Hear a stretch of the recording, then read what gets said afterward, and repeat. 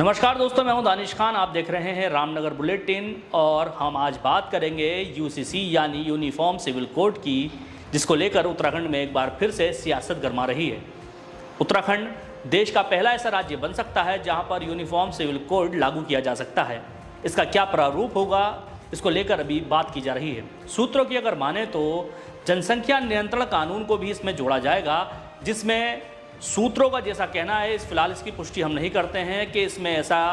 जोड़ा जा सकता है कि जिनके 3 बच्चे होंगे इस कानून के लागू होने के बाद उनको कोई भी सरकारी सुविधा नहीं दी जाएगी, ना ही उनको वोट देने का अधिकार होगा और ना ही उनको सरकारी नौकरियों में या सरकारी सुविधाओं का किसी प्रकार का लाभ मिल सकेगा। फिलहाल अभी यूनिफॉर्म सिविल कोड पूरी तरह से भविष्य के गर्द में है, लेकिन जिस तरह से जानकारियां निकल के सामने आ रही हैं, उत्तराखंड पहला ऐसा राज्य बन सकता है जो कि यूनिफॉर्म सिविल कोड को लागू कर सकता है। भारतीय जनता पार्टी की प्राथमिकता में यूनिफॉर्म सिविल कोड रहा है। भारतीय जनता पार्टी ने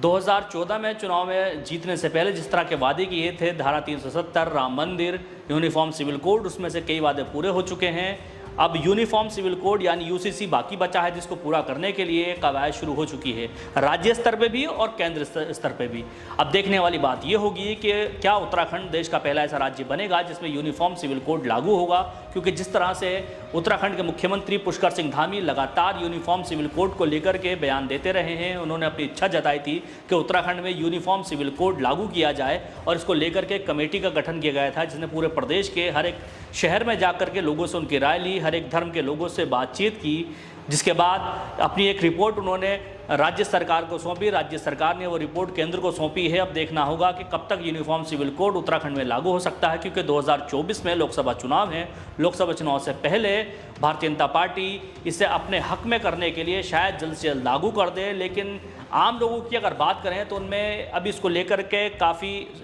एक तरह से असमंजस है कि यूनिफॉर्म सिविल कोड का प्रारूप क्या होगा, इसमें किस तरह से कानून रखे जाएंगे, क्योंकि यूसीसी की अगर बात करें तो इसमें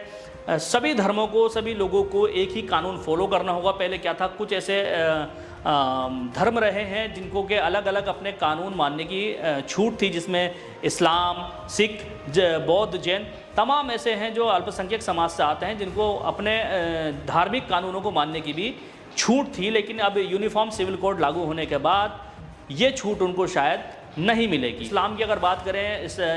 इस्लाम में एक मुस्लिम आदमी को 4 शादियां करने का अधिकार है, वो अधिकार भी उन सब छिन जाएगा। इस तरह के कई छोटे छोटे बदलाव होने हैं, जिससे यूनिफॉर्म सिविल कोड लागू होने के बाद एक देश एक कानून की प्रक्रिया शुरू होगी, जिसमें सभी लोगों को एक ही कानून मानना होगा।